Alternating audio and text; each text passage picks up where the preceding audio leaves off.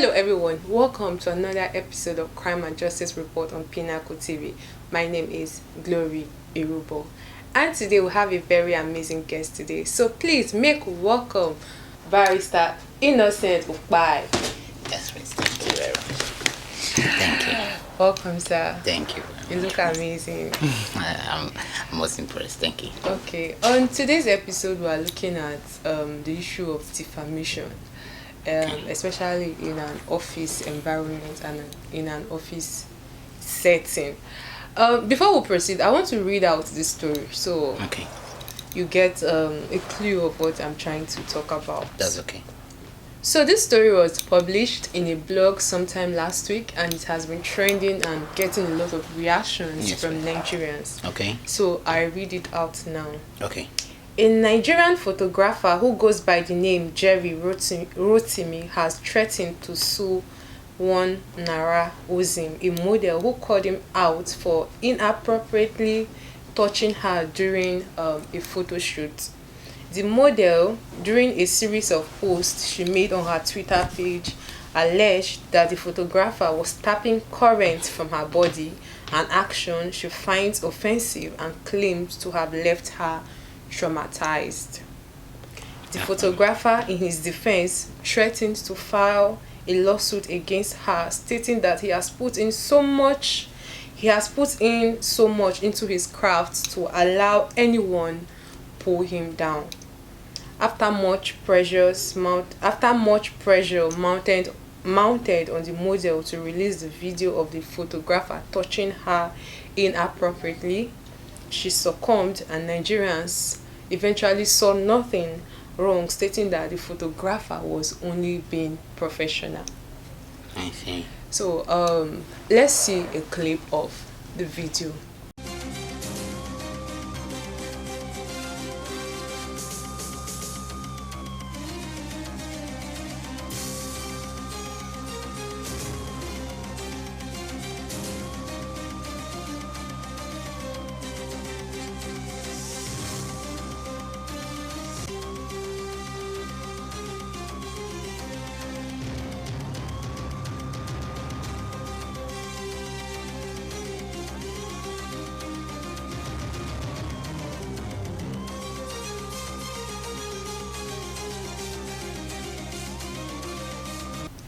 So now, what do you have to say? Let's leave the issue of defamation out of this and just the story alone. What do you have to say about the story?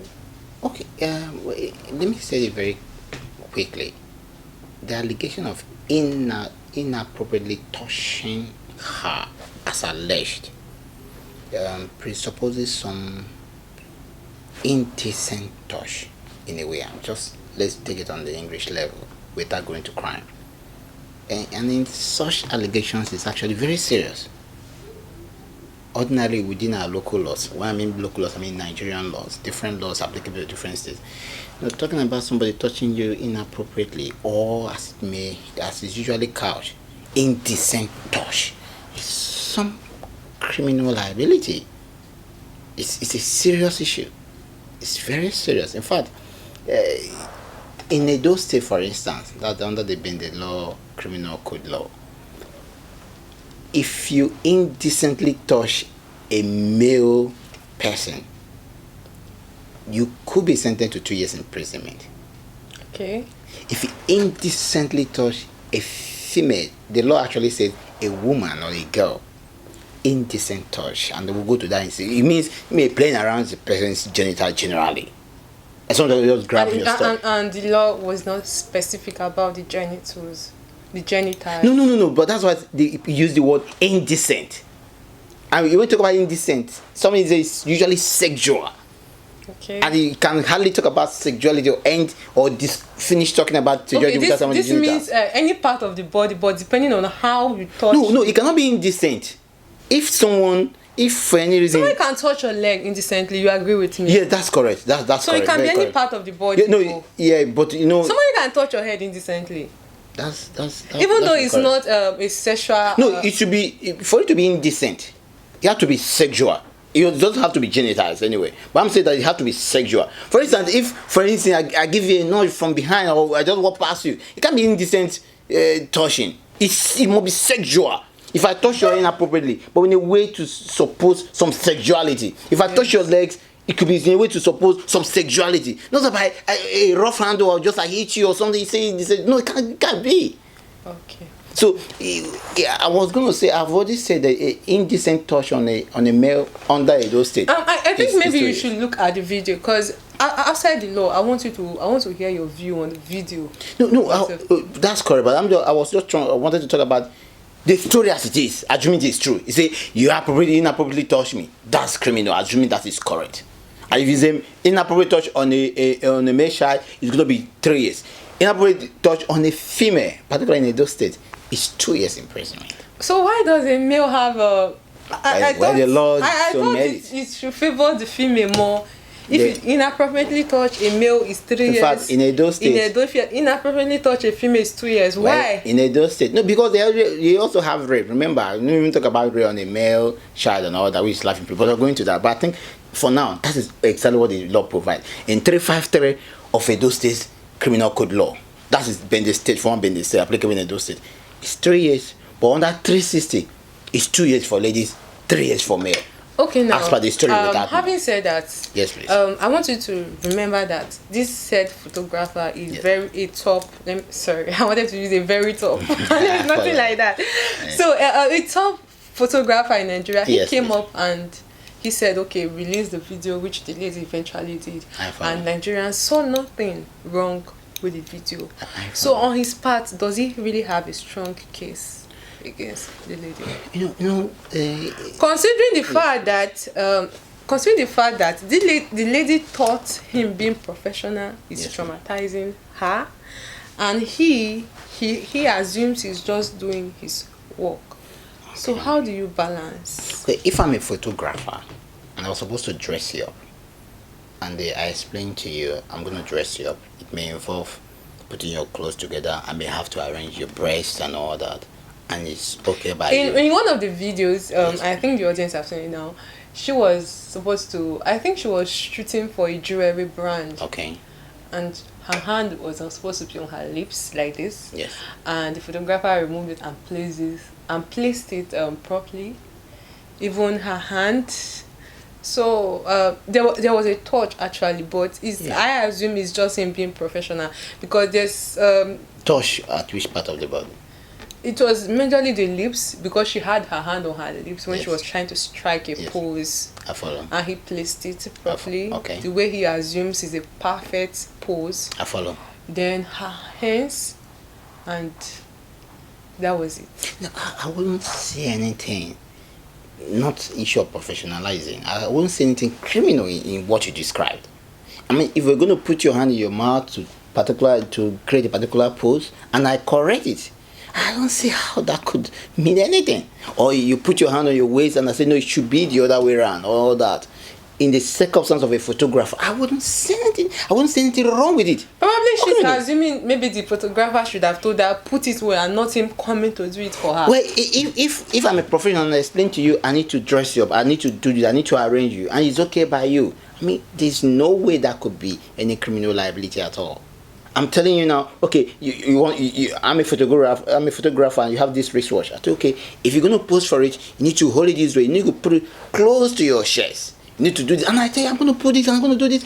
You agree to it and I do it. I mean, consent, actually. Probably the guy didn't tell her, okay, I'm going to do this. It's just what he assumes. You come into the studio, you should know what's in. Unless you're just going to be in the studio and I'll give you a shot with ammo. And I don't think according to the guy, there were about 10 persons in the studio. So how could they appropriate... if there are 20 persons and inappropriately touches and inappropriately touch your breast, it doesn't take it away from being. So he said he's trying to make a case that even if you want to do such, this was like a public place where everybody was there. I perfectly understand what you're saying. What I'm saying that even on offense, and he does it in the presence of 50 persons, it doesn't even change anything. Assuming he actually committed an action of indecent assault, or as it were. So what case does this guy have against this lady now, having threatened to file a lawsuit? Okay, there are many aspects. Let me explain this. of course, everybody will naturally shout defamation, defamation, and defamation. There could be actually two different kinds of defamation. There could be civil defamation. There could be criminal defamation. There could be what? Okay, civil or criminal. So what's the difference? Very good. In civil defamation, it's just between two of us. What is defamation in the first is that you make a statement first, you gotta be untrue, and then it reduces my person. It exposes me to hatred, to contempt, to ridicule. Somebody thinks lower of my person. Sorry for cutting you. I've always wanted to, if you could differentiate between defamation. I think there are two categories. One is the speech, the audio, and the other is the written. So they are being classified into two. I think. You have slander, you have libel. Why the slander is the spoken, then printed. So the two joined together are different kinds of defamation. Okay, I think the one the lady committed was libel because she wrote it on her Twitter platform. So if you wrote, yes, that's correct. Yeah. But I'm assuming that statement is untrue. She tweeted that. The point is this: if that statement is untrue, because first of all, they meant it that whatever is written must be untrue. Two, but importantly, it has to reduce the estimation of that person in the eyes of an ordinary thinking person, like a rational person. If he said this about you, if someone says something about you, and it tends to reduce my estimation, my calculation, the way I rate you, then it's defamatory. But again, I've told you it could be civil defamation or criminal defamation. In civil defamation, first thing you must have published, call publication. Publication here means, remember we talk about civil defamation here. It means making whatever you say or whatever you wrote to be to the knowledge of another person. In other words, just letting someone, if I'm going to say it, did another person hear it? That's enough defamation. If I wrote it and drop it somewhere, did another third party, not just me? You know, if I tell you you're stupid to your face alone, to the hearing of no other person, you could be anything but never slander. It's civil. It's because what the law want to protect is what a third party thinks about you.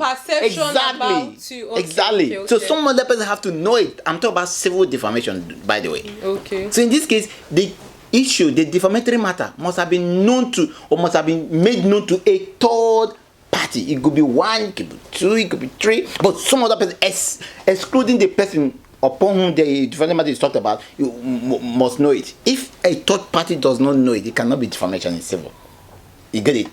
I guess you understand. It cannot be defamation in civil. In civil defamation. Remember I told you I'm going to criminal defamation or criminal defamation. So in civil defamation, apart from making a statement, being untrue, reducing somebody, making it degrading the person or exposing the person to ridicule, to contempt, to lower estimation by another person, then it must have been made known to a third party. It could be the whole world. It could be everybody. Somebody outside this victim. So what you're saying that, assuming the guy, the Nara approached them, Jerry, and told Jerry, you touched me inappropriately.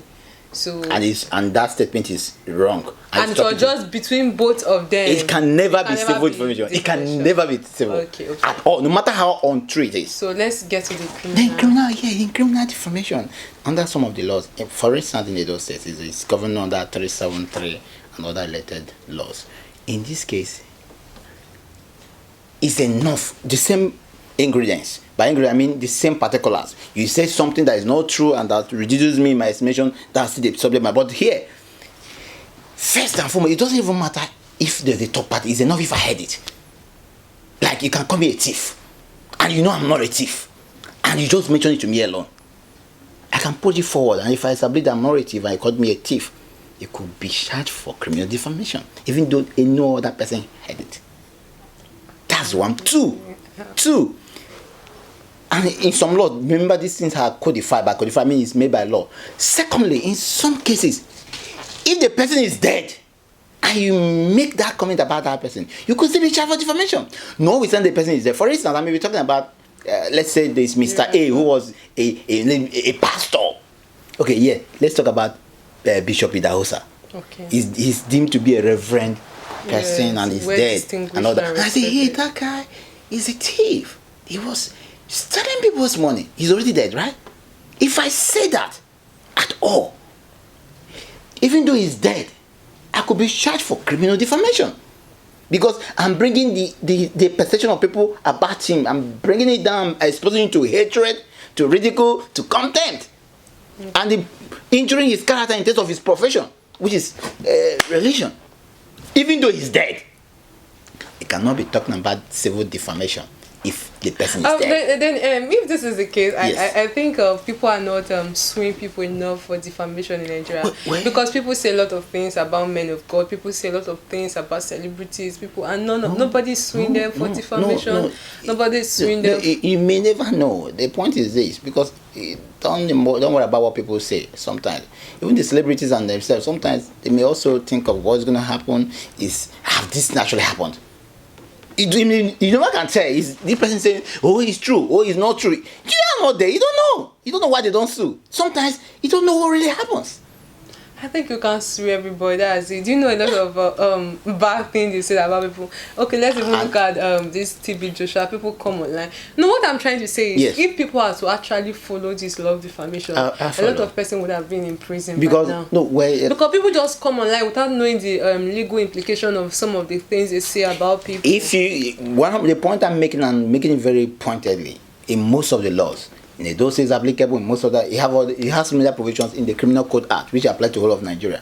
If you make a wrong statement, untrue statement, which tends to bring down the person, and you know it's untrue, and it's shown to be untrue, it's criminal defamation, and this can happen to you while the person is alive or dead, and you can go in for it some term of imprisonment. How many years imprisonment? No, you have 2 years imprisonment for some law. No, these laws are made from different states. In those states, you get in for 2 years. I can get in for more. The minimum that can happen to you. Exactly. You can get in for 2 years and all that. So there's criminal defamation, there's civil defamation. And all of them, all the major ingredients in both of them is that your sense of it is untrue, and it lowers the personality of that person. We're rounding up, and one last That's okay. question I want to ask Yes. is, now in the criminal defamation. Yes, please.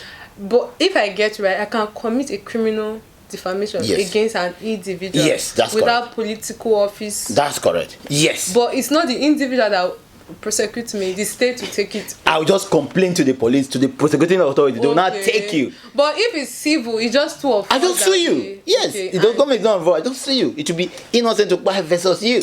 okay. I will prove our cases. All right. Okay. Is there a time bound for prosecution of those persons that for defamation? Okay, no, I remember, I recall I mentioned that there is a criminal defamation and civil defamation. Under civil defamation, it's regulated by our called limitation law. Most states, have their limitation law. The limitation law only tells you the time frame to file a particular action. So defamation is a tortious liability. So in most states, it's either you bring it within 5 or 6 years, as the case may be. Some states, Lagos may provide 5 years or 6 years. So if you don't bring within these 5 years or 6 years, as the case may be, you can never bring it again. But criminal defamation, under criminal law, criminal liability is forever. I mean, anytime the evidence is very clear, you commit an offense, they will just arraign, unless the particular offense created provides the time frame within which to bring a criminal prosecution. If there is no such time frame, it means it can be brought anytime. Under the Edo State laws, for instance, the criminal defamation didn't stipulate a particular time limit. So you can bring it up anytime. But civil, within 5 to 6 years, you must bring it, otherwise you will never bring it. It would not become what we say the case is statute bad. So within 6 years or 5 years in civil case, or any time in criminal defamation. Basically that. Okay, that's all you can take on today's episode of That's Crime and okay. Justice Report. Thank you, Barrister, for coming to do justice to this It's my If pleasure. you're not subscribed, please subscribe. Tell somebody about Pinnacle TV. Bye.